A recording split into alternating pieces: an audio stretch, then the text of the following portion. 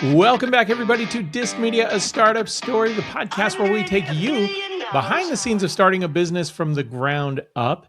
And today we're going to get into legal waters. It's one of those things that I think, we all have to eventually, as business owners, as entrepreneurs and managers, we need to understand the legal side of things for a number of reasons. Anything from starting the corporation to when we have employee issues, when we have customer issues, how do we protect ourselves? How do we make sure that we avoid some of the pitfalls that could get us into situations what are going to kind of take our time and take our focus away from the things that we love doing?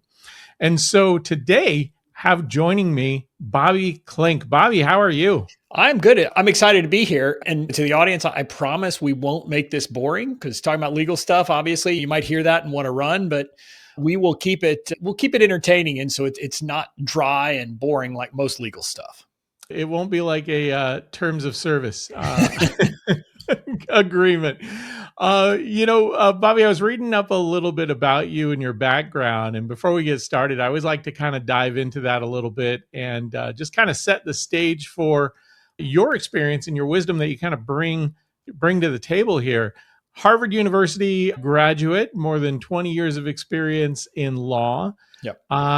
Following graduation and getting into the work that you do, where did you start? How did you carve this path into what we're going to get into a little bit later on, which is your book and all kinds of things that you do?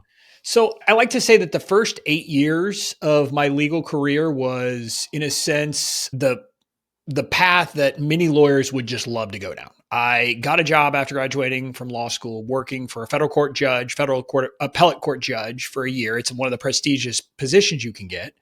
And he was a judge who President Clinton twice considered appointed to the Supreme Court. So he was one of these top tier in the Court of Appeals. And I got to spend a year learning from him and doing that. Then I went to private law firms in Washington, D.C., the type of places that represent Fortune 100 companies. And I did that work, represented Bayer at one point, represented a bunch of different things, got a chance to represent state attorneys general before the Supreme Court multiple times and did those things. The problem with those types of firms, though, is, as you can imagine, the cases that they have tend to be very big cases. And if you're a company and you have a case where, I don't know, $100 million is at stake, guess what you generally don't let happen?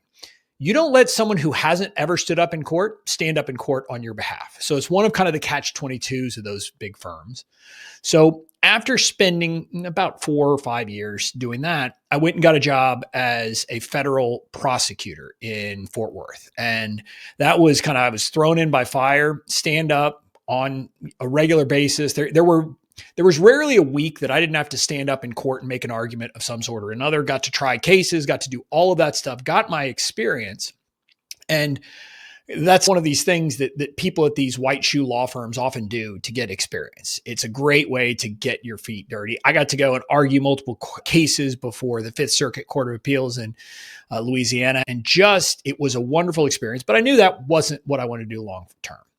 So in 2010, I was deciding to come back to the Washington, D.C. area. And I had an offer to go back to the prestigious firm where I had been, which, by the way, I forgot to mention, after first working for a liberal Court of Appeals judge, my first mentor at that firm was a guy who I called Neil at the time. Now I'd have to call him Supreme Court Justice Neil Gorsuch. So I've had legal lions on both sides of the aisle as people who mentored me at points in my career. And I had the opportunity to go back there.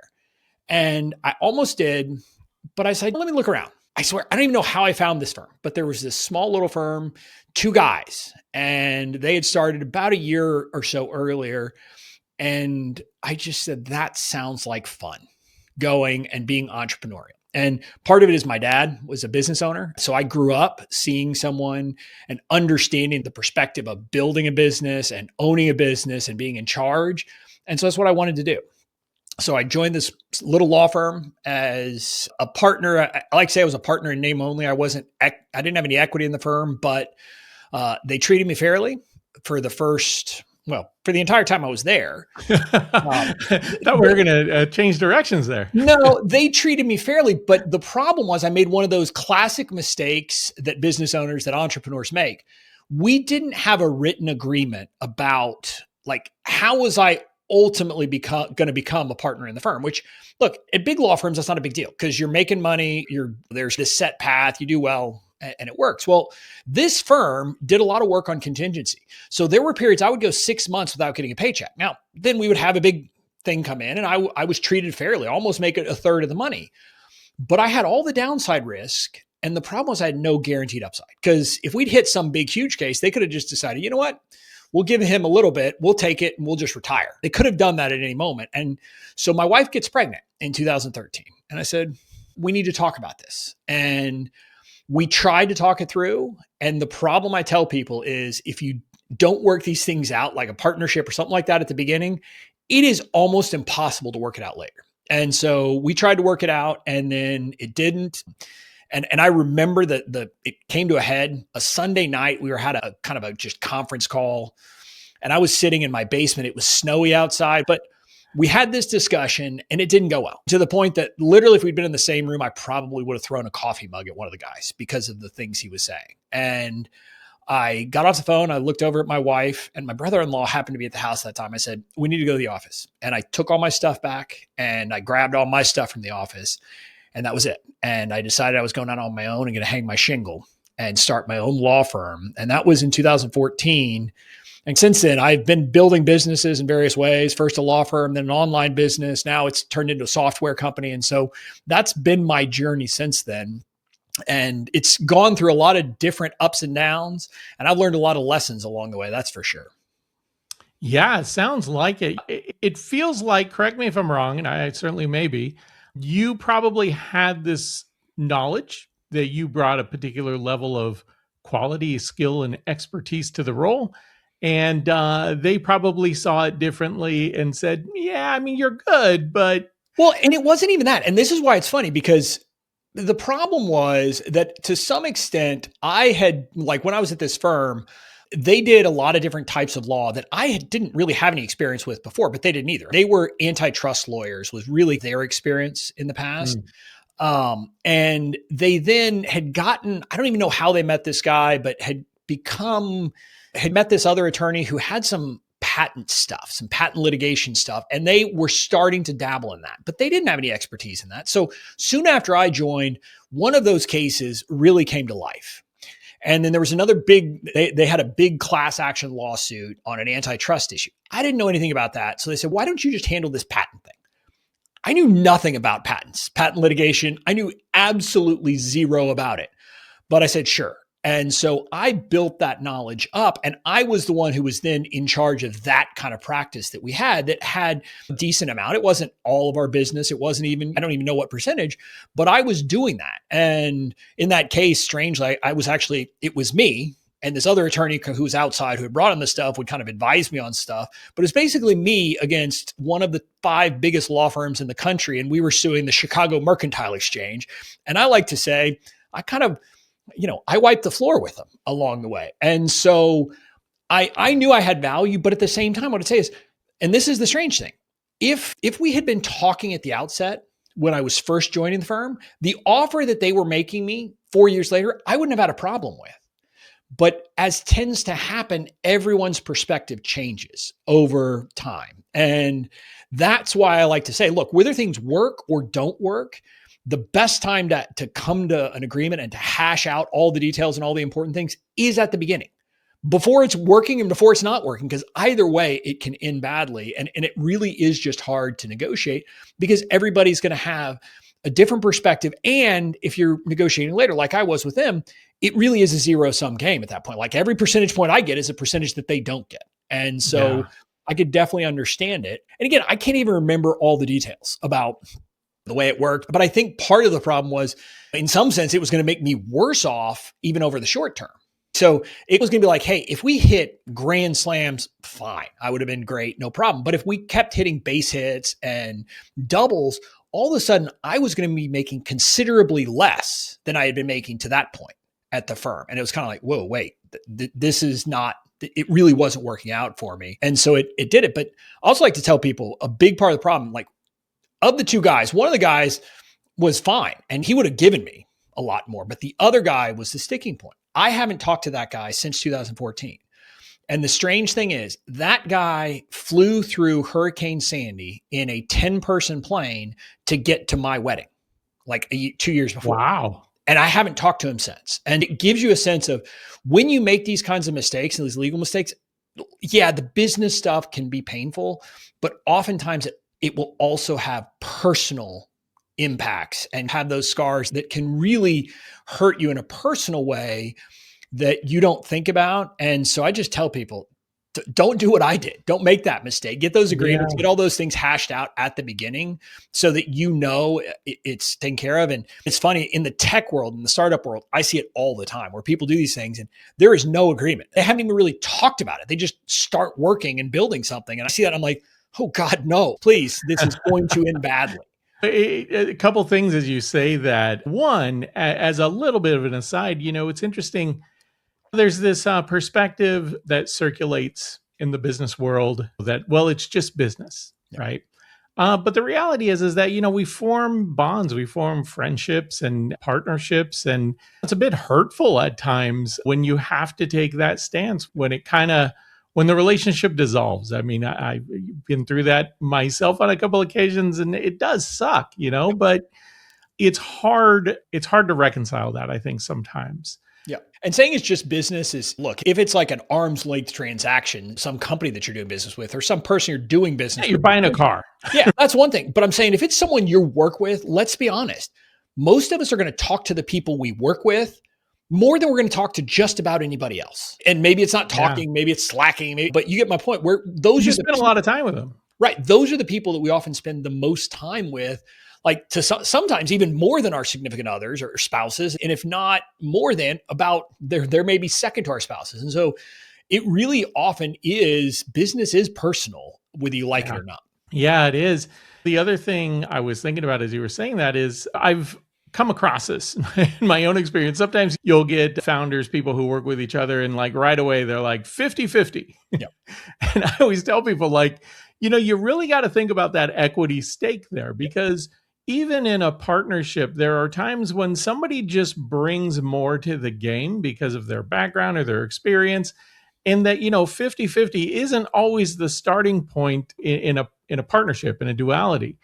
That, sometimes it makes sense to understand what your share is that you bring to the relationship. Yep. And in your case, it sounds like, you had a significant amount of business that you were bringing in with a level of expertise that clearly wasn't represented by other parts of the firm. So you did kind of have a niche carved out for yourself there. So disappointing that wasn't fully recognized. Yeah. And I like to tell people, looking back, I don't have any ill feelings about it. It's a learning lesson. It's a lesson, but I also say, look, they weren't being bad. It's just, we all have our own perspective. Yeah. And we all, let's be clear, this is one of the things I tell people about why it's important to get just agreements in writing. Our memories aren't as good as we like them to be.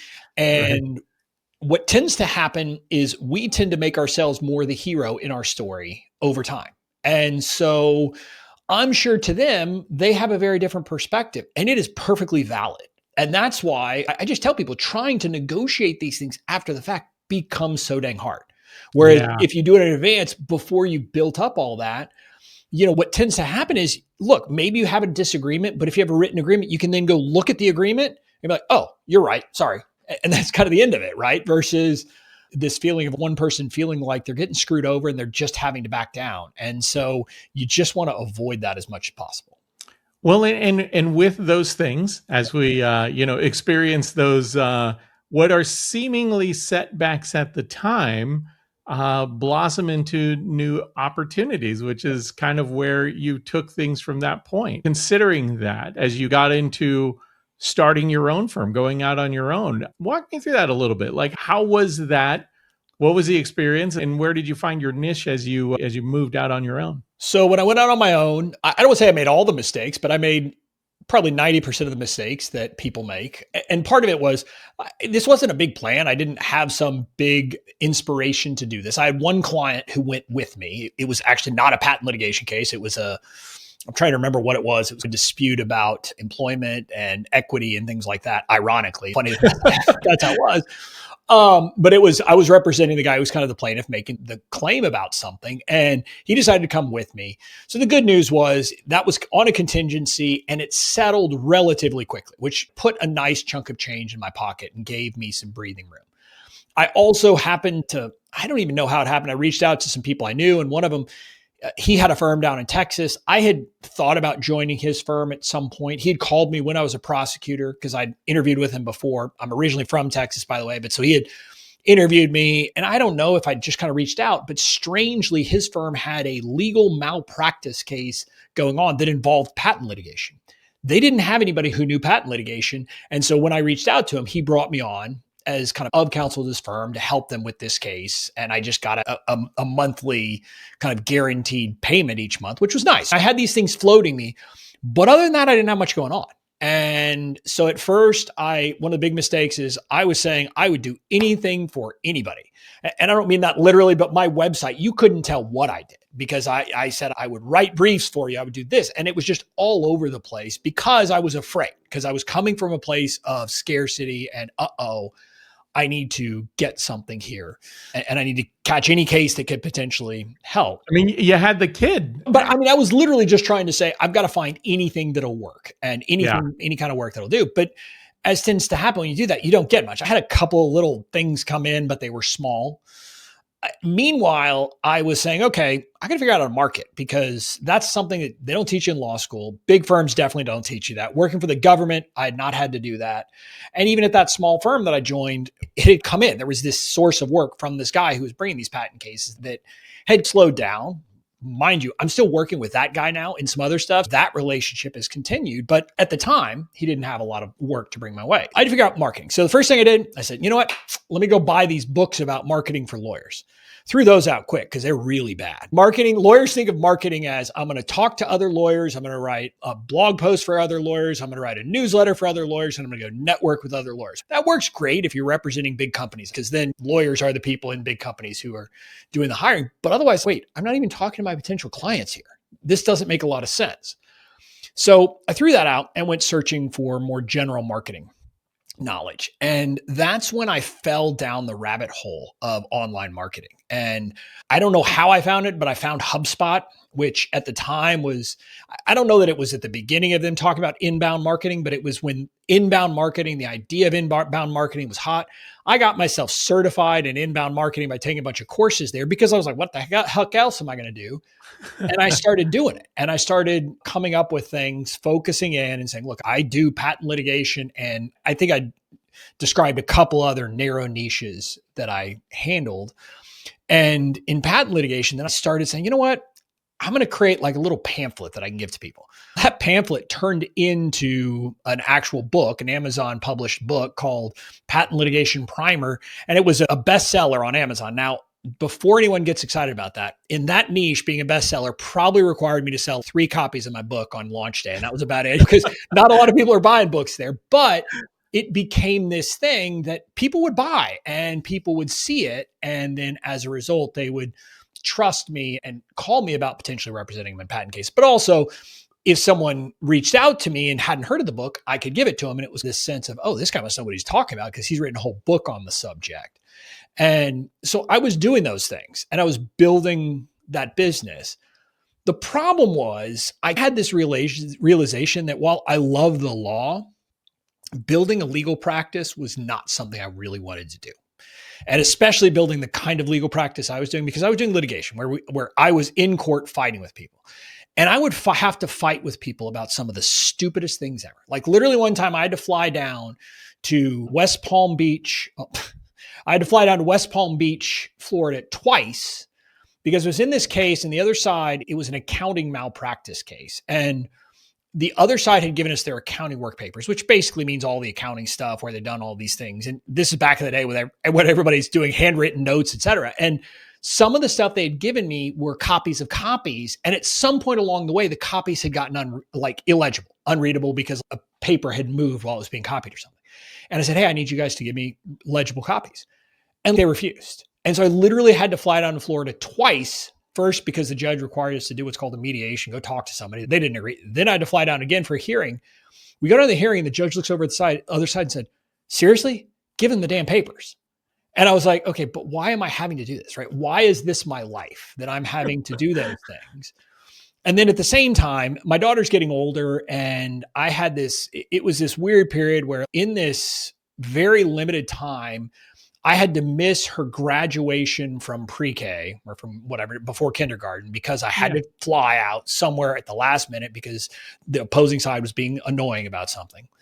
And then at the end of the summer, it was looking like I was going to have to miss her first day of kindergarten, which I was looking forward to the concept of walking my daughter to her first day of kindergarten at her neighborhood school. That was something that I really wanted to do.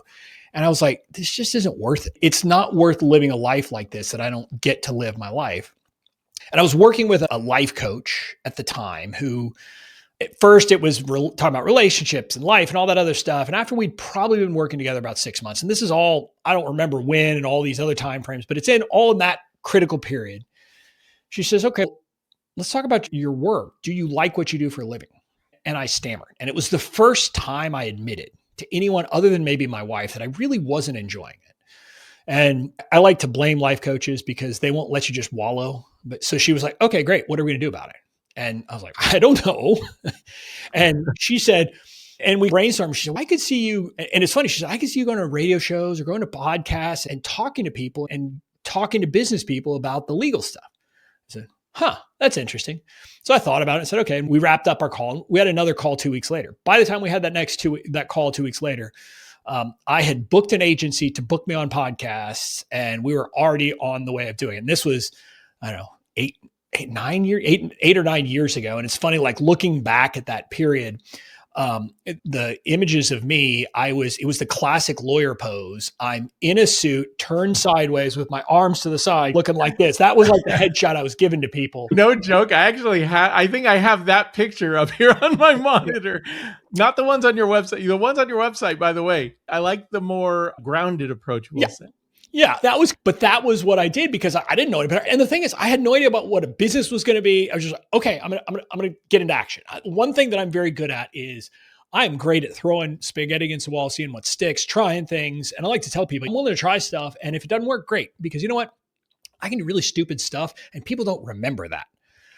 People only remember the stuff that works out. So I started doing that. And from that, it came the idea that I was going to create a business that would be about helping online businesses and smaller businesses and startups get their legal protection in place. And part of that was at my law firm, some of what had happened is I kept having clients and potential clients come to me after it had hit the fan, like after things had gone wrong.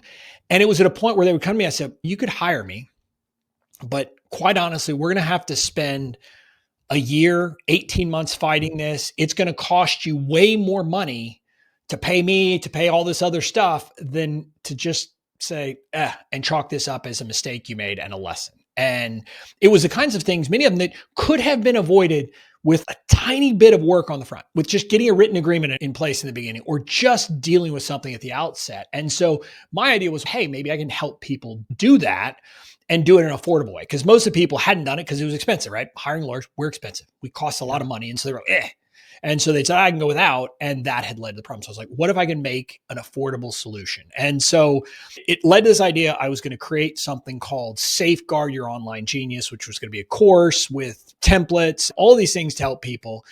And I went all in on the concept. And in this year, so I'm trying to think what that year, that would have been 2017, where this was all happening. And between the podcast pitching agency, I hired a Facebook ads agency, my Facebook ad costs, the cost that I did for ClickFunnels for the actual software, but also for coaching on how to make it work and all these things and all of the other things.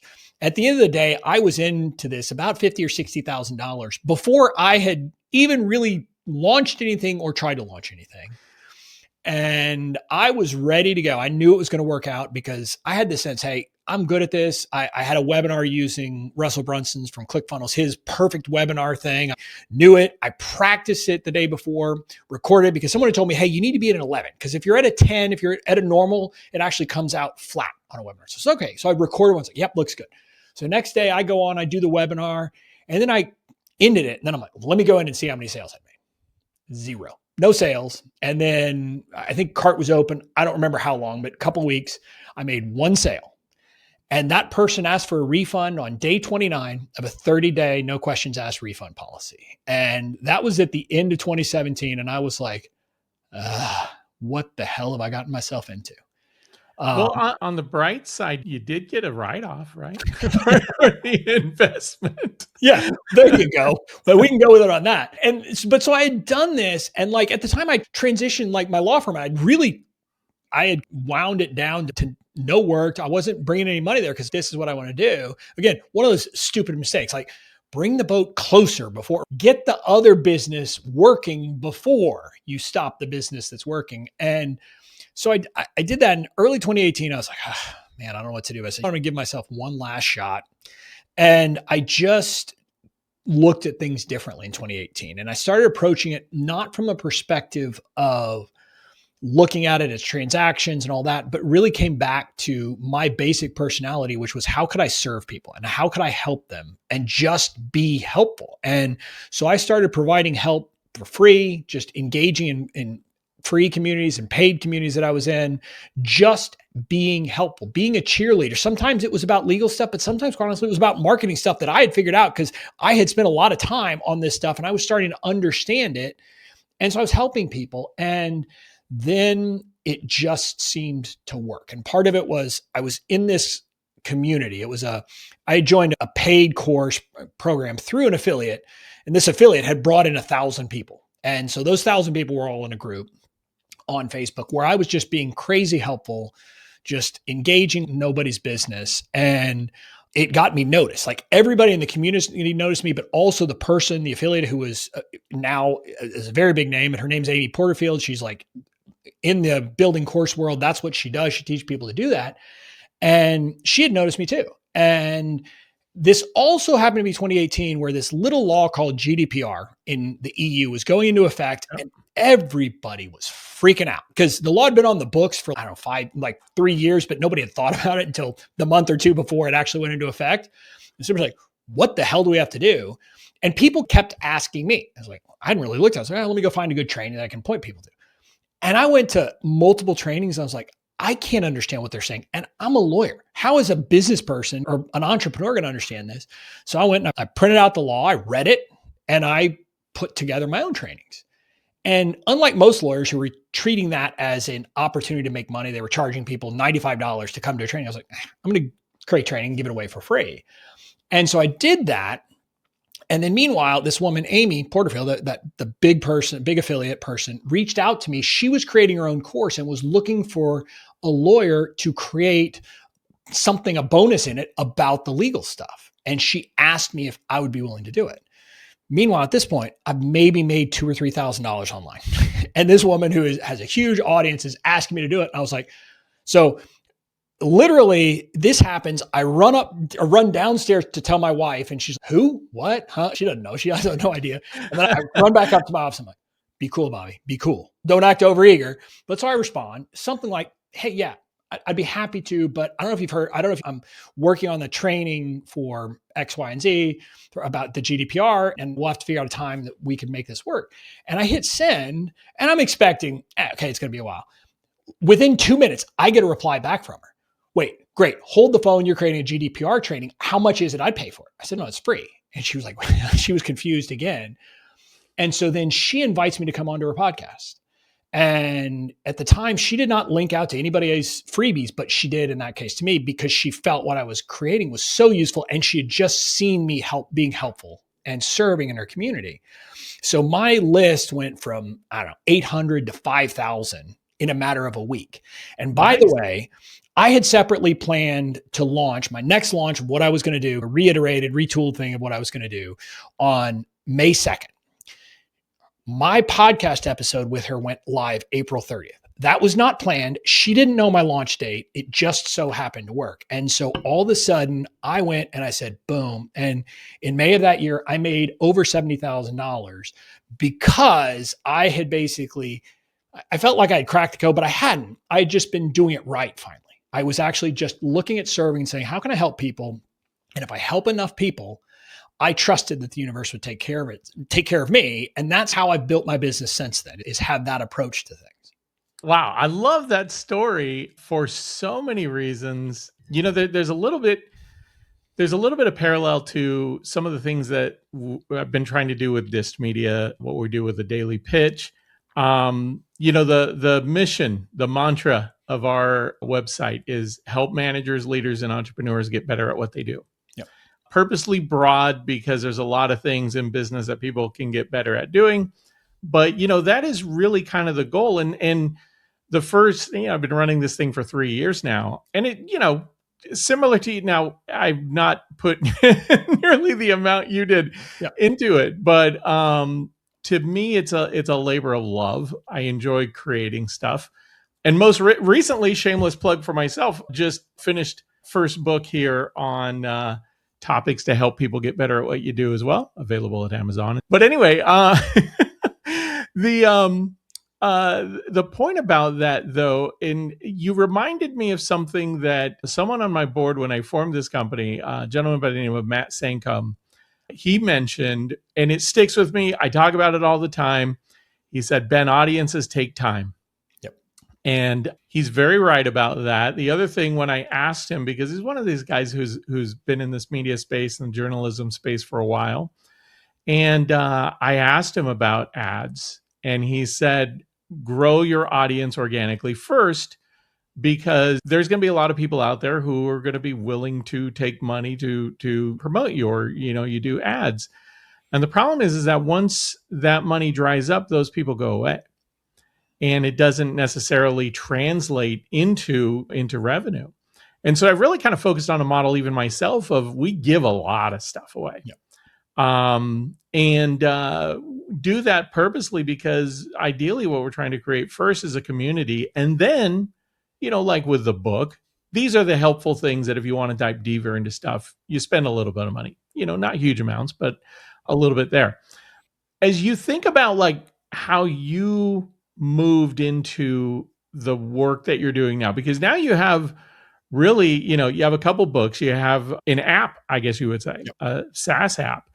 This eventually kind of evolved into those things as well. Yeah. And I like to say that I was forced to do certain things that are a bit different from a lot of people building online businesses, partly because what I sell is legal stuff, which no one really wants. Let's be honest.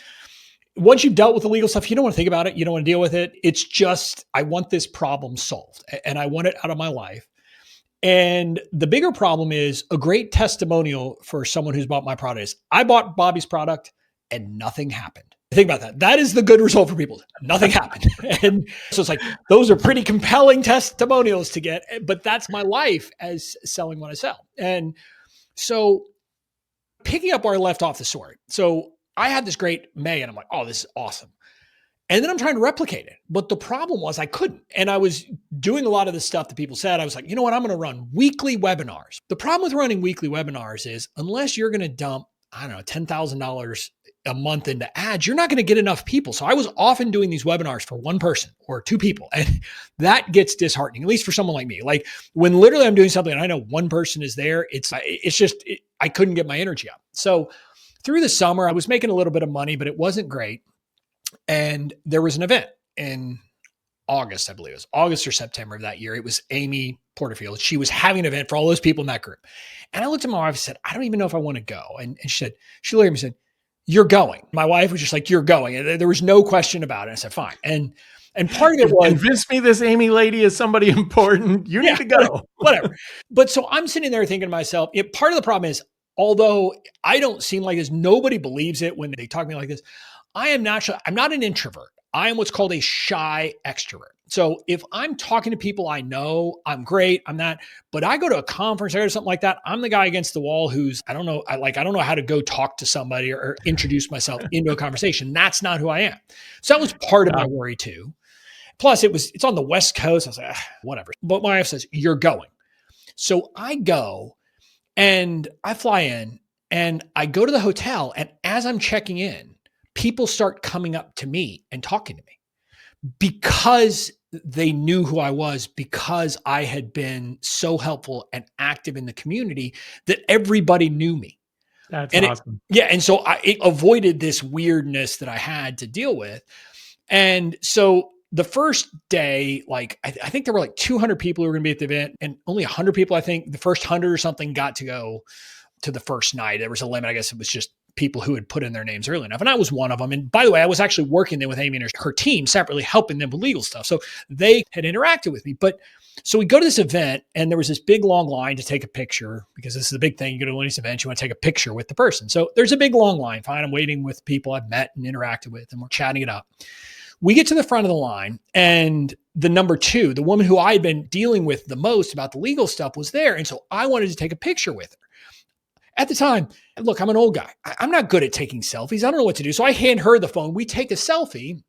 We chat a little bit. Then I go take my picture with Amy. We're chatting a bit. And then I get back to my room that night after, I don't want to say closing down the bar, but because again, once I know people, I'm good and was just having fun, having a great time with everybody.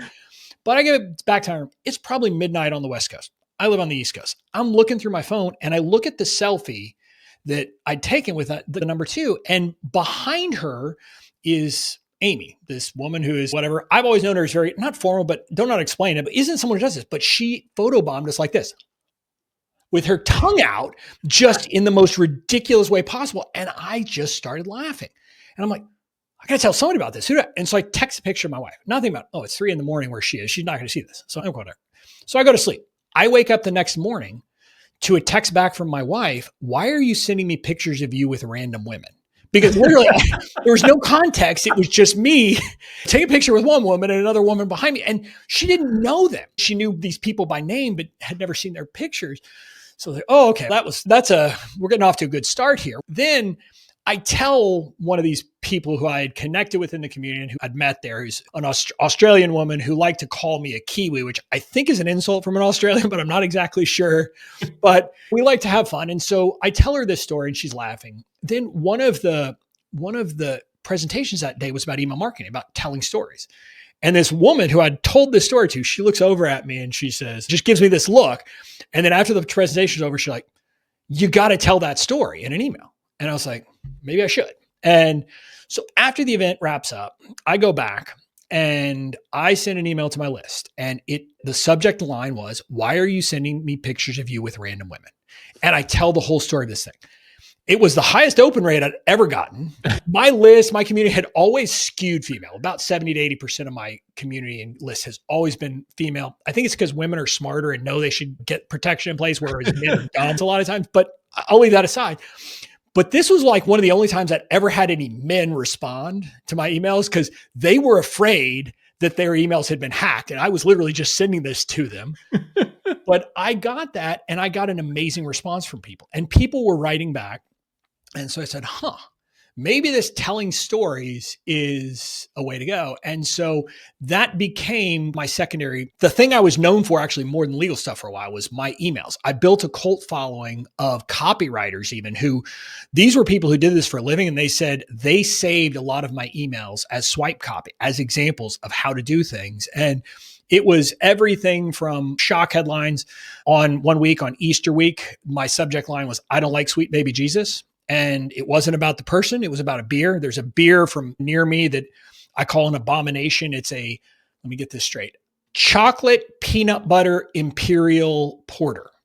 And I said, I like chocolate, I like peanut butter, and I like beer, but don't combine them. And the hook of it was, businesses actually should be simple. The best businesses are simple. They're not complicated, just like the best beers are simple, not complicated. So don't do this to your business, was kind of the idea. And so I would do things like that. And then I would tell stories from my life from high school. And one time I said, I think I peaked in high school. And I told this story about this weird event I'd done at a debate tournament where my coach made me do this thing where I was supposed to be humorous. And I literally, I don't think of myself as funny, but I made the judge literally fall out of his seat laughing when I got to the third point in the speech I was giving because it was so contradictory. And so I just told these stories and I told that, and literally someone responded and said, I had to do that exact same event at one of these tournaments. And all of a sudden I became this person. I wasn't just a guy on the internet. To that person, I was the guy who had also done the same event as them. And so it personalized me to people in a way that normal email marketing didn't. And so I then for a while branched out. I was teaching email marketing as well as business building, marketing, all these things, as well as legal stuff. Wrote a book, Email Marketing That Doesn't Suck, that was an Amazon bestseller. And when you read the reviews, people will literally say, I was literally laughing out loud reading this book. And I was like, that's a good sign. I did it right.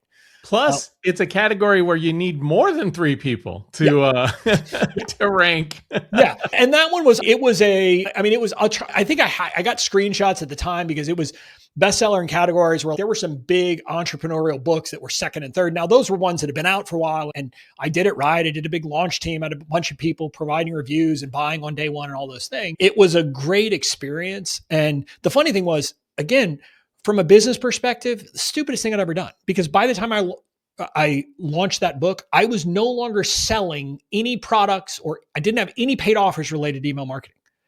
But I was like, hey, it's something I had to say, and it's a good book, and it's something that can help people. And so I did it, and I don't regret it. I actually have it sitting here. I'll still look at it every once in a while, but that's some of the things I did. And then in 2023, I decided, you know what? I need to take my business, which the legal side of the business at that time, I was just selling legal templates. I was giving the training for free. Templates was what I sold. But in 2023, I decided that maybe a SaaS solution was what I needed to create. And part of this was I knew that my templates, they were okay. Not that the templates were bad, but templates are only part of the problem. They're only solving part of the problem people have.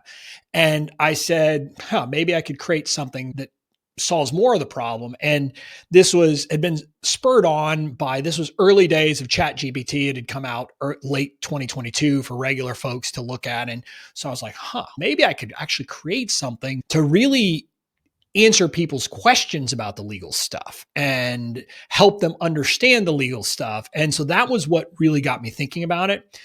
Again, it was hubris and stupidity on my part because I knew nothing about programming. I guess I knew a little bit about HTML and CSS coding, the basic stuff, but I didn't know anything. And I was like, you know what? We can make this work. Why not? And so I hired developers. It cost me way too much to get it done as I was getting up to speed. Now I'm the head developer because I've learned enough, because that's what I do. I just learn stuff. I'm currently getting a master's in software engineering because having a law degree and I have an MBA, that's not good enough. I've got to get a degree in software engineering too. Why not? I've literally built everything that we use to run from the website to, everything. Yep. And, for me, I'm very self-serving. There are times when, especially even, you've probably attested to this working with developers, they get it, but there's always a little bit of translation there between what you envision versus what gets produced. And you're like, if I could just do it myself. It's partly that. It's partly, and it's not unique to the developers. People have long said, I move at the speed of Bobby and no one else moves at the speed of Bobby. And so it really has been a frustration for me in so many different ways. Yeah. But part of it separately was like the developers I hired, they are fantastic. They are guys who a couple of them work. I don't know if the company does, or I think it's just a couple of the developers also work as contractors for NASA. So that gives you a level of kind of the level of stuff they're doing.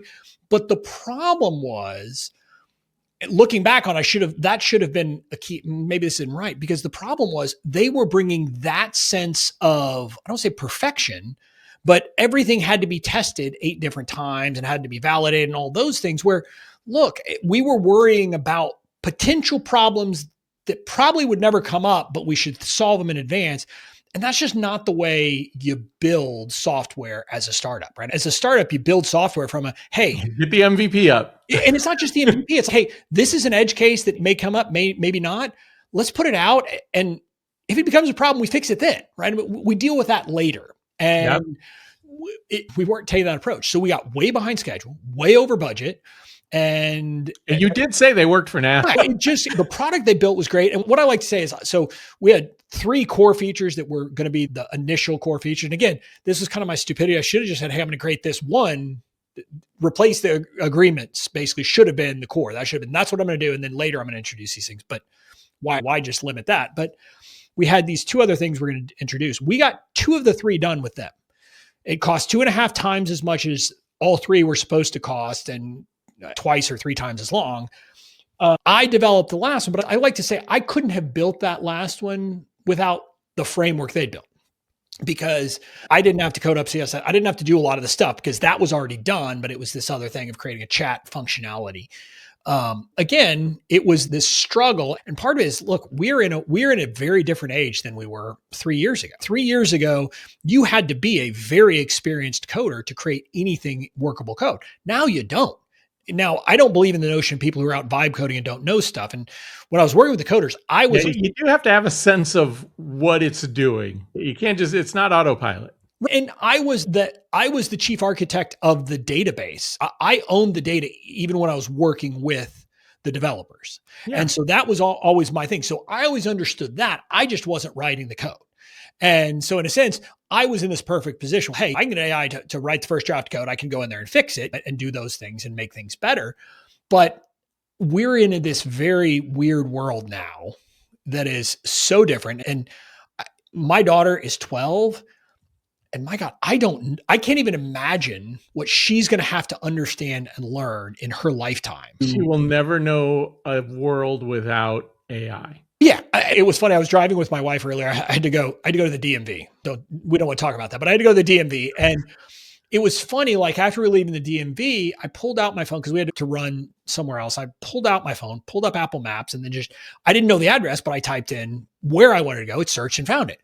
And it hit me. I said, our daughter will never understand how crazy that is. I grew up in a time you didn't have GPS. You didn't have phones in your car. When I moved to Boston for law school from Texas, I got one of those big old atlases, and mapped out the route. And that was how we had to do it. And I remember. And then as you're driving, you can't hold the book, right? So I was just telling my wife this recently because we were on a road trip.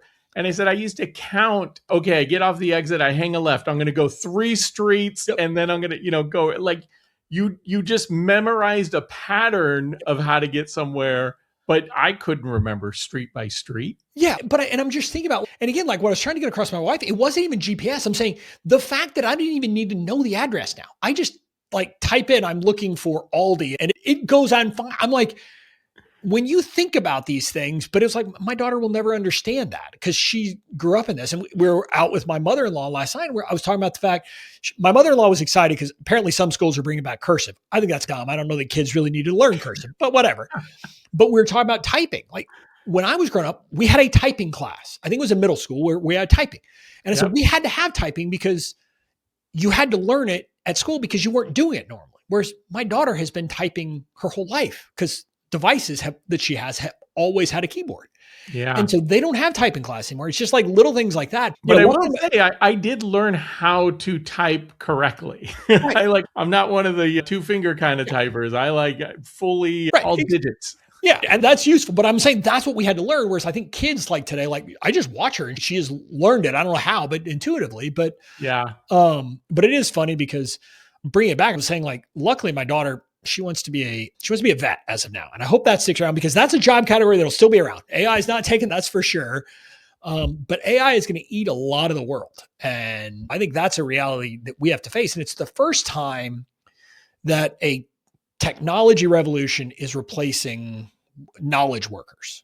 Before this, every revolution has always favored knowledge workers. And now we're facing this very different world. And I don't have a dystopian view that everything's going to go bad. I just know things are going to be different. And that's why I was like, I got to learn this stuff. I've got to make sure I understand it and stay on kind of the cutting edge of it. Just a quick aside on that, because I'm not necessarily, as an individual, for me, not necessarily worried about the whole AI threat, primarily because I think if you are a critical thinker, you're going to be okay. I think you have to be inquisitive and you have to seek knowledge, and you have to seek how to synthesize a lot of different things to develop new ideas, new approaches. And so long as you're in that camp, I think you're probably less likely. If you tend to be the kind of knowledge worker who just rests on their current knowledge and gets lulled into the way that things currently operate, I think that could be dangerous for your future. Yeah, I think that's right. I like to say true thought leaders who are really coming up with something new. Yeah, that AI doesn't do that. Maybe it'll get there sometime, but right now that is not what it does. But I just think about most people, think of an accountant. Most accountants, hopefully they're not creative, right? Accounting is not supposed to be a creative endeavor. It's supposed to be, we do this and we do it accurately. And like, that's just one of the examples I think of. But I knew there were so many people in my world of online business who were building a business where like much of it was by creating how-to content that anyone could create. It was very basic, top of funnel stuff, nothing new. That was good enough. And that isn't going to cut it anymore. You're going to have a deep level of knowledge, a deep level of expertise, and in whatever you teach or whatever you happen to deal with. And I agree, that can't be changed. And there's a level of trust. Look, luckily, when it comes to legal stuff, people are like, I want someone. So like the chat feature I built, for example, within my software, I wasn't going to just create something where AI was doing. Yes, there's AI involved, but we have a database of 700 questions with answers that we farmed it and we created stuff, getting questions from our users, et cetera. And I have put my eyes on every single one of those answers. And so we have this big knowledge base that can be used. And we built it so that basically, hey, when you get an answer from the AI, you get a confidence score. Should you be confident in this answer based upon the data in the database? Or is this just coming from generative AI somewhere? In which case you really ought to take it with a grain of salt, because generative AI is good for some stuff, but assuming that it knows things is a big mistake. So let me ask you this. You mentioned this a couple times, and I want to make sure that we get into a further understanding of this, because you said the legal stuff. Yeah. In a very kind of broad way. So when you think about your product and what it does and the legal stuff, if you will, what are some of the things that really are typical of the kind of user experience or the kind of things that you engage with? Yeah. So I like to tell people we can break legal stuff into a bunch of different categories. Yeah. And what I'll tell you is most people, they worry about the wrong stuff. And the most common questions I get asked are things like, should I register a trademark for my name? Should I do that? And I'm like, maybe. But first, why don't we make sure that someone else doesn't have a trademark? And it's almost like they're worried about, should I go protect myself, rather than, I like to say with the legal stuff, your first thing should be make sure you're not doing any harm. Make sure you're not stepping on any landmines that could hurt you by violating something else. Areas you should understand. One, I like to say the most powerful thing you can do in business when it comes to legal stuff is get those agreements in writing. And I learned that the hard way, obviously, as my story taught people, but getting things in writing is your best protection, because lawyers, not like me, I'm nice. I'm a nice, cuddly guy. Most lawyers aren't, but lawyers enjoy the gray area. They enjoy where there is some kind of ambiguity. And that's not where you want to be. Especially when you're early in your business, you probably don't have a lot of money. You don't have a lot of time. The last thing you want to do is spend a bunch of time with lawyers in conference room because they're your lawyers or someone else's lawyers. Just not good. The best way to avoid that, get your agreements in writing. So every relationship you have that matters to your business, there should be a written agreement about it. If money is changing hands, there should be a written agreement in place. So if you're selling something online, like a course, something like that, it can be terms of service that they click to accept, but there should be something in writing that says, here's what the agreement is between you and between me. And this comes back to what I like to say, what I said earlier about our memories aren't as good as we think we are. So a lot of the point of having an agreement in writing isn't because I think the other side is going to be out to screw you. I don't think that's what happens. I think what happens is you think you have an agreement, and 6 months later, neither one of you actually remembers what you agreed to if it's not in writing. And it's not because either one of you is bad. It's because, like I said, we all become heroes to ourselves. The example I like to give people, if you're a copywriter who writes copy for somebody, and 6 months later, your client may say, you have to revise this. You agreed that you were going to give this. And you're like, no, I didn't. Who's right? If you don't have a written agreement, we don't know. And there's no way to go. And what happens then is you end up in this situation where Either nobody backs down, both of you get pissed off, and you're both unhappy, or one of you backs down, feels like you're getting screwed and you're unhappy, and then the other one's happy. So it just doesn't end well. So get those agreements in writing. I like to say it's a lesson in Jerry Maguire, the movie, for just about everything. And this whole, I don't do contracts, but my word is my bond. Don't believe that. That is the dumbest thing ever. And if it's, oh, he's my friend, that's again a recipe for disaster. Oh, it's a family recipe for a disaster. Have a written agreement, period. Now, if it's something you don't care, like you don't care, if they didn't live up to their side, you wouldn't be mad, fine. But if it's something that would affect your business, get it in writing. And there's different levels of good. It's the other thing I tell people when it comes to legal stuff, especially with written agreements. I'll tell you, the best solution will always be an agreement custom drafted for your particular circumstances by a lawyer who understands your business and understands all the legal issues that you have to deal with. That is the best. Problem is that's going to cost you a lot of money most times. So if you can't do that, fine, go a level down. Maybe get templates, maybe use a software solution or something like that. If you're going to tell me you can't even afford that, okay, great. Just write it down in plain English. Now, plain English, there's problems with that. Legalese has a purpose. There's reasons that we lawyers use it. But I'd rather you have an agreement that just the two of you to this agreement wrote out in plain English and agreed to all the important terms in advance. And when you're doing that, make sure you address what happens if the ish hits the fan. Like if things go wrong, that needs to be addressed in the contract. Don't assume everything's going to work out, because it's easy to talk about those things to work out what happens if someone ends up doing something wrong in advance, because no one thinks they're going to break the contract. So deal with that up front, and that'll make your life way better. So that really is the biggest thing I tell people. Other big areas that you ought to understand are IP law. When you're building a business, when you're trying to build content, do those things, you just need to understand a few things, because back when I first started going on podcasts and I was talking about legal stuff, it was funny back then. Maybe it doesn't happen as much anymore, but back then almost every every host would ask me about a Getty Images letter, because either they'd gotten one or they knew someone who had it. And if you're listening to this, you don't know what that is, good. Getty Images is one of these big licensing companies. They own the copyrights to tons of the images that you see all over the internet. Now, if you go around and you see a picture online that you like and you do what I call the right-click save as problem, you're like, oh, that's a nice picture. You just right-click, save as, and put it somewhere, and then use it in your business letter or later. If it happens to be an image that Getty owns the rights to, they will find out. And they're going to send you this nice letter that says, thank you very much for using our image number here. Here's a picture of where you're doing it. We charge $5,000 to license that image. Here's the invoice. Please send us a check. And people would come to me and say, what do I do about that? I said, well, you can negotiate, but you infringe your copyright, so you're going to have to pay them. And so don't do that. Make sure you're getting your images, music, any of that stuff, graphics, any of that stuff you're doing has to be gotten from a source that lets you use it. And you're looking for what's called royalty free. That doesn't mean it's free. You might pay for it, but it just means you're not paying based on usage. Because the last thing you want is to have an image that you have to pay based on usage. And then, God forbid, it goes viral. And then all of a sudden you're like, great. Oh, crap.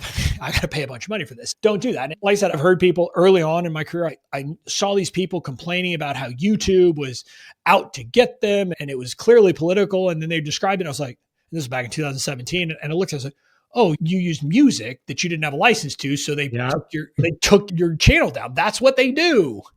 Even well-established YouTubers, guy that I follow, I've been following him for a while, Rick Beato. Yep. He gets letters all the time, and he's providing commentary, he's providing education, and he has someone employed full-time to kind of address these letters as they come. Right. And even I, for the stuff that we do, I use a service called Envato.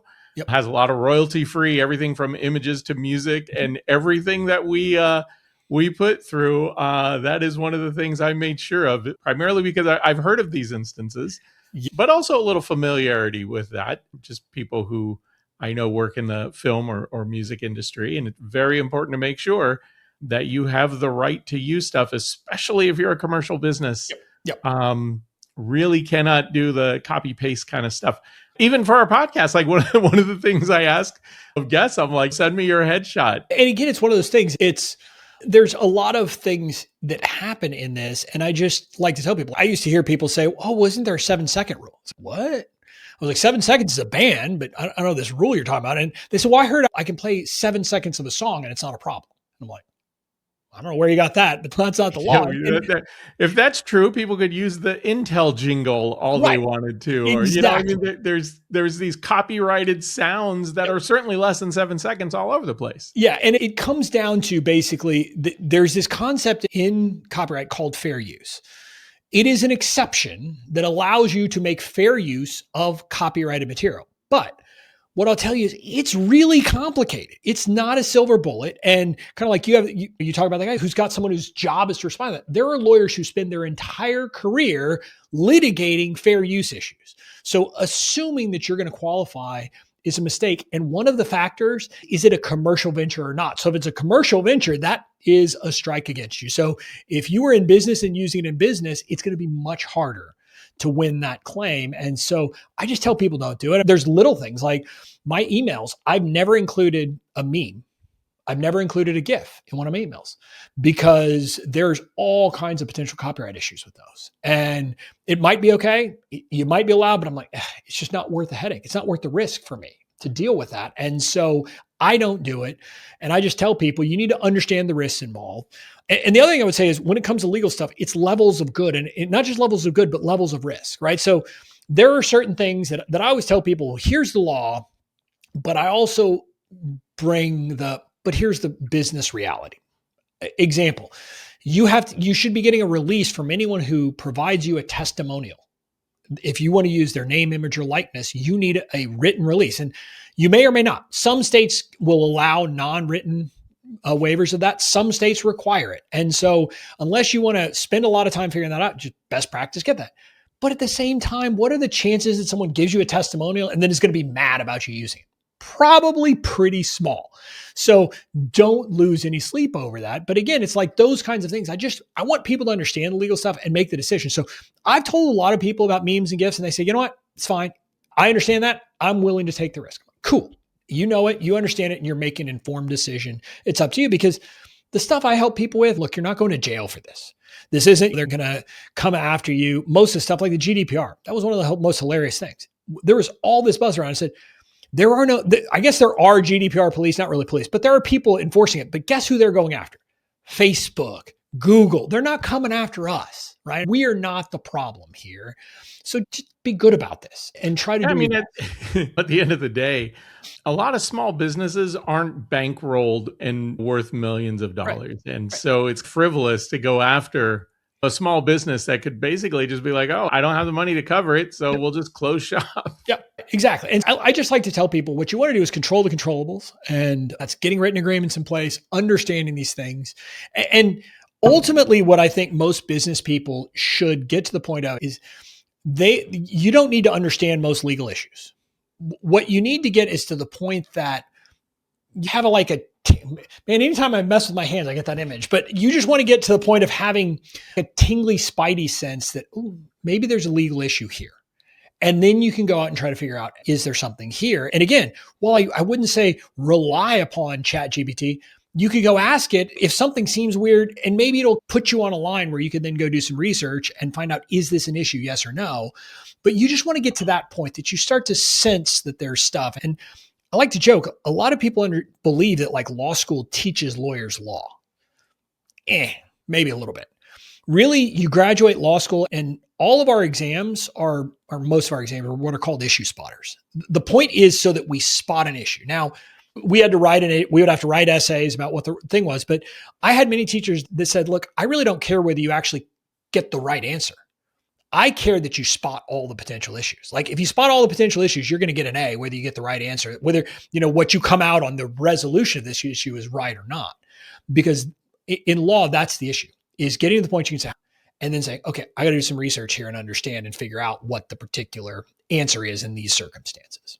Wow. I mean, so much there. And, the thing, as we get into the legal stuff, there is so, as you mentioned, it can go in so many different directions, whether we're talking about products, whether we're talking about any sort of guarantees that we provide for our products, just the registering, the licensing, all kinds of things. So, Bobby, the app that you have covers all of those things, helps people with guidance around all of that? So right now, what we have, and again, let me caveat this. I have learned that I really did need to niche down. And part of this is that the legal issues that different types of businesses face are very different. And so I kind of niche down over time. And the people I serve are what I call knowledge brands. They're people who are selling knowledge and expertise. It's packaged in different ways. Sometimes it's coaching, sometimes it's courses, sometimes it's memberships, sometimes it's a digital product.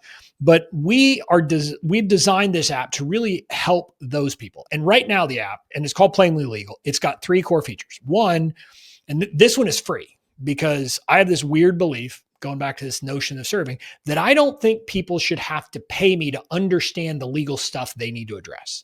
And quite honestly, when I've talked to business people about what's the pain point about the legal stuff, the biggest answer we get is, I don't know what I don't know about the legal stuff. So it's like, I don't even know where to start. And so we created this thing, we call it our legal manager, but really it starts with an audit. You answer questions about your business, tell us what kind of products you have, tell us, do you have employees, do you have contractors, goes through all these different questions. And then it generates a legal task list for you. And then good news is people go through it, and for the most part, they say, oh, I've already done this. So a lot of it can look overwhelming when you first do it because it's going to be a big, long list. But one of the things we did, we prioritize it by risk level. Again, because I want you to know all the legal stuff, but I also want you to be able to say, this is low risk. I'm not going to deal with that right now because quite honestly, I don't have time. I don't have the bandwidth. But so it's done in that way to really help you understand legal stuff. There's explanations in there. Some of the stuff is stuff I can't help you with. Quite honestly, there's nothing I can do because some of it is I'm going to tell you how you can market legally. You're going to have to do that. I don't do that. I can tell you the types of claims you're allowed to make, the types of claims you're not allowed to make, but you then have to decide and go out and do some of that work. Then we have our agreement generator, which this kind of replaces our templates, and it's got a broad range of agreements you can generate from website terms, privacy policies, terms of service for courses, for memberships, coaching programs, et cetera. We've got one-on-one agreements. We've got a lot of different stuff in there that you can generate, and we're adding to it. And quite honestly, I'm reworking it and going to make it even better over time where it really allows for even more customization. Right now it's through an interface, you answer questions. And then after you've answered questions, you're going to fill in some blanks in an agreement that you can see. And then the last piece is the chat, which is really meant, I have to caveat this, it's not legal advice. It's providing answers to questions based on a big old database of kind of answers. And we have more to add. I'll go through and add more over time because when we collected questions, there were something like, I think, 2,100 unique questions that we sourced from our users. And I see you say unique means like sometimes as I say, well, these 5 questions are really the same question. I put here's what the actual question, here's the things. But some of them are so unique, I will probably never add answers because they are literally, they are so one-off to this individual weird circumstance. But over time we add more so it gets better and better.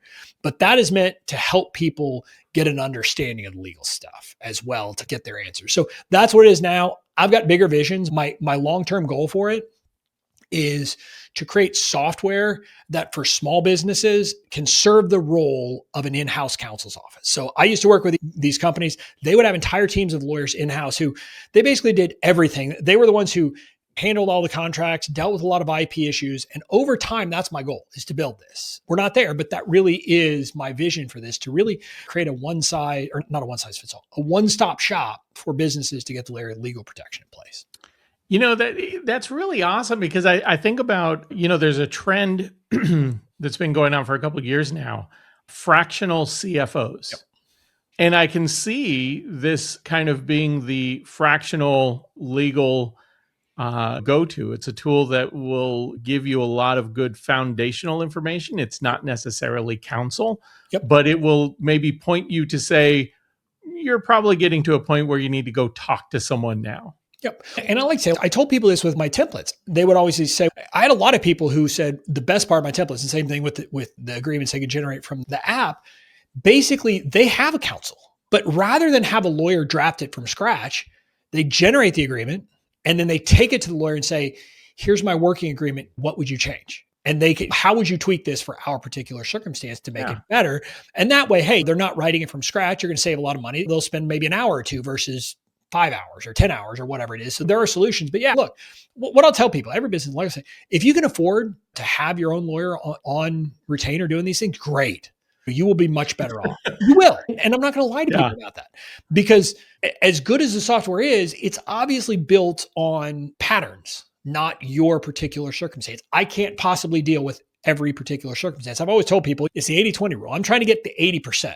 Yeah. There will be some edge cases that it just doesn't make sense for us to deal with because they're so rare that it's not something that software ever, I don't want to say ever.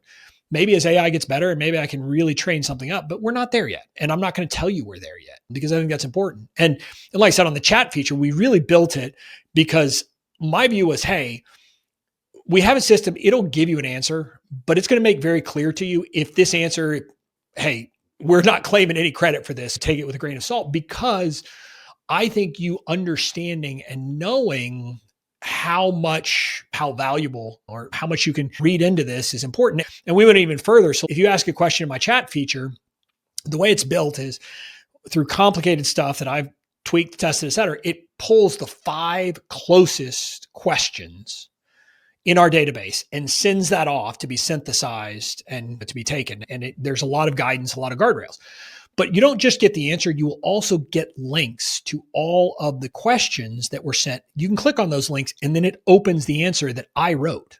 So you're able to see my answer to a similar question and be able to say, oh, you know what, that actually is exactly what I'm asking. Okay, I can read it. Okay, good. I've got this. I've got the answer that it's Bobby approved. And so you know that because I believe giving credibility and expertise is valuable to people and helping people get that knowledge. And at the end of the day, I use this saying a lot.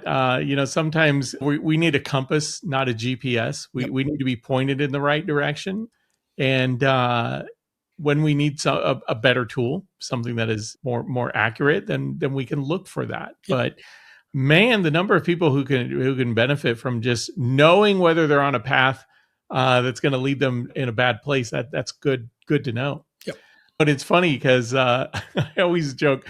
I have a daughter who's in the entertainment industry. She's an actor, and I am not a legal expert, but I am a business person who's read a lot of contracts and talked to a lot of lawyers about contracts.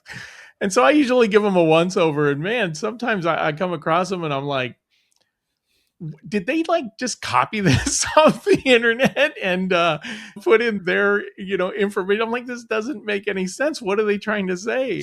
So I got to tell you a story about that because this was one of my highlights of this kind of world. So when GDPR was happening, because I was doing those trainings, because I was doing this back in 2018, people were reaching out to me to see if I could help them deal with certain things. And so someone reached out to me to work on a privacy policy for their website. And I said, okay, would you like me also to create a terms of service? I said, sure. And so I looked on their website. This was a North American home builder who reached out to me. Again, I don't even know how they found me. They connected me through someone. But so I'm reading, they had an existing terms of service. So I said, do you want me to read that and see if they're, so I'm reading it and it's talking about Swedish law applying and it's talking about downloads. And I'm like, or streaming. I'm like, what in the world? And then I figured out Spotify's terms of someone service. had copied Spotify's terms of service and put it on a home builder's website. I don't know who thought that was a good idea, but that was still one of the funniest experiences I've had. I was like, wow. That is great. I actually had somebody want to partner with me one time to do online courses, online training. And he hands me a contract and I'm looking at it and it had things in there like, in essence, I own anything you create for the next 10 years. And I'm like, no, I'm good. Needless to say, I never signed the contract and gave them all. I redlined a whole bunch of stuff and said, help me understand this and explain this. Yeah. And then we just didn't move forward. Yeah. And that's one of the things we built into the software too. One of the things we could make better about it. So with my templates, I had these videos explaining, and I would explain what the clauses meant and all that. People wouldn't listen to that because they just wanted to know how to fill it in. Whereas in the software, literally these clauses. Now, some of them we don't have explanation of. This is the introduction. We're not going to explain much, but anything that has some essence, you can click on it and there's a plain English explanation. Here's what this is saying. Here's what it means. And so you can understand it because I don't know, I'm weird. I feel like business people and entrepreneurs ought to be able to understand this stuff, but I'll be clear. We still use legalese and there's a reason why. I tell people I hate it more than you. Trust me, I've read a lot more legalese than you have, but it's there because what's happened is this endless kind of circle between contract writers start simple then someone finds a loophole, sues them and wins. So we add a clause to close that loophole. Somebody finds another loophole. We add a clause to close that. And it gets big because we're closing loopholes. Yeah. But, and these words mean very specific things. Correct. Yes. Yeah. And there, sometimes you don't need specific words, but there are some places where you really, with transferring IP, you need some very specific language there. And there's just certain things you want to have in there so that you know that it's right and it's been done right. Bobby, I really appreciate you taking the time to talk and walk through all this stuff. I know we've gone over time, but I'll be honest, this is just one of those topics that I love getting into, love talking about, I love hearing about, especially when I got somebody who's really sharp about this stuff. You got such a really cool background. Yeah. I appreciate it, Ben. I apologize for going over. I tell people good luck. No, I'm good if you're good. Gave a former trial lawyer a mic and said, go. And guess what? I'm going to talk a lot. No, that's awesome. Like I said, I'm good if you're good. Yeah. So I just, I don't want to keep you from any family duties or anything that you have lined up for the rest of the day. So Bobby, how I always like to give people the opportunity. Give me the rundown on how do people find you? How do they get a hold of what you're working on? And if they even do legal stuff still, how do they get in touch with you? So again, I don't actually do any custom legal work for anybody anymore. I work with that one guy on some stuff, but you can, if you're looking for a legal solution, just check out plainlylegal.com. I would tell people, especially if you're in that niche. Now, if you're a different niche, it's probably not going to be that useful to you. But if you're someone who's kind of selling knowledge products of some sort, and you go to the website, there's buttons everywhere that'll say start for free. So you click one of those and you can do that audit. You can get your legal task list free. So that's where I tell people to start. Just do that. And then you can decide whether you want to go with a paid plan to get access to the other stuff. If you do, great. If you don't, hey, great. At least I helped you maybe understand the legal stuff you need. As for the other stuff, Bobby Klinck everywhere. You can find me. And I say everywhere. I'm an old guy, so I'm not on the TikToks, but you can find me on Facebook if you want to. You can find me on Instagram, although I don't really post much. You can find me on LinkedIn and connect with me. I'm always open to chat with people, and feel free to reach out if there's something that you have a question about or just want to connect with me. Well, I love that because I've got some people on my board who are in the speaker coaching world. Yep. And definitely know quite a few people in those circles. So great that this is a resource that people can lean into. I'll definitely make some recommendations to some folks that I know. It makes a lot of sense because so many things to cover there. It's funny. As I was putting my book together, because I'm putting it out myself, I don't currently have a publisher or anything, but I was at a seminar recently. So I went to Podfest in Orlando, and I was attending one of the talks, and I was looking through a book that somebody had handed out, and I saw, right there in the front of the book, disclaimer, and I was like, oh, I haven't done a disclaimer. And I was reading through it. And then, of course, I did a little research and I was like, yeah, I better put a disclaimer in my book. Yep. Like I said, you just never know when you come across something and you need a little bit of a review and some advice. Yeah. Yeah. And again, I like to say we lawyers, we've screwed everything up. Like, I still watch TV, and some of the TV I watch still has commercials on it. And I always laugh when you watch a commercial for a pharmaceutical product. And one of the disclaimers is, don't use this product if you're allergic to this product. I'm like, do we really need to say that? Do we really need to say that? Apparently we do, because some lawyer sued when they didn't. But I'm like, oh, we lawyers, we mess everything up. But after they go through all the ways you could possibly die, I say this all the time. I'm like, but aside from that, yeah. And again, like all that stuff, but like maybe I just never noticed it before, but I just started noticing in the last 5 years, don't take this product if you're allergic. And they're not saying don't take Allegra if you're allergic to Allegra. Duh. I mean, duh. It's only one way to find out, I guess. By the way, I'm not endorsing anybody to take Allegra. I'm not saying that. I'm amused by those things. Oh man. Well, Bobby, thank you. Thank you so much for your time. I appreciate you dropping in, saying hello. Everybody else, thank you guys for checking out DissedMedia, a startup story. Like I always say, tell your friends. Our goal is 100,000 subs by the end of 2026 on YouTube. Even though Bobby's not on TikTok, he's going to be, thanks to the clips I'm going to run of this episode on TikTok. Find us, connect with us, follow us, all of that wonderful stuff. Share with a friend, share with an enemy. We don't care as long as you share it. Thank you guys for dropping in. Appreciate your time, and we'll catch you next time. Thanks for listening to DissedMedia, A Startup Story. This podcast was produced and edited by Ben Olmos and is a production of DissedMedia Corporation. If you're interested in learning more about anything you heard on this episode, please reach out to us at podcast@dissedmedia.com. You can also get more information about this and other episodes or information about our guests by checking out dailypitch.news, our business and insights publication focused on helping managers, leaders, and entrepreneurs get better at what they do.